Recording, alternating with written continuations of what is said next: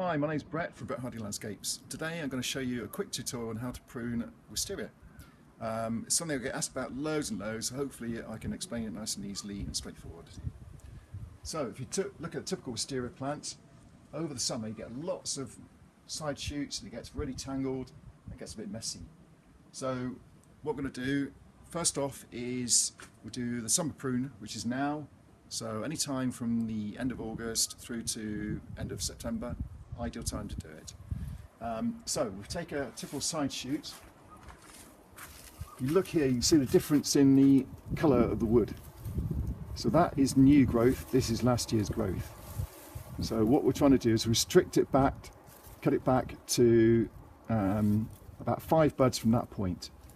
So we count the back, 1, 2, 3, 4, 5. So it's about there. Make it out just above the bud, as simple as that. The other thing we're trying to do now as well is simplify the framework a bit if it gets all messy and tangled. So if there's lots of new branches growing up or there's lots of old branches getting in the way, now's time to cut it back as well. Keep a nice simple form to it, looks nice in the winter and less tangled and untidy.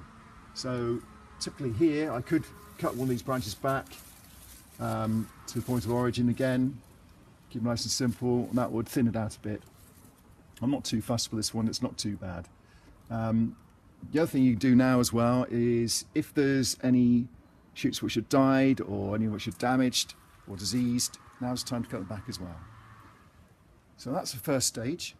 The second stage is over the winter. Once it's dormant, all the leaves have died off and fallen off.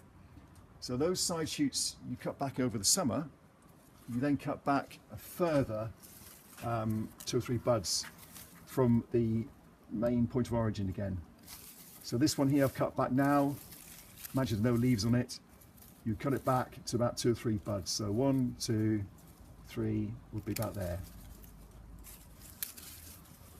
And what all this does is to encourage the stem to produce flowering buds rather than growth buds. So a 2-stage pruning. And you end up with lots of short side shoots.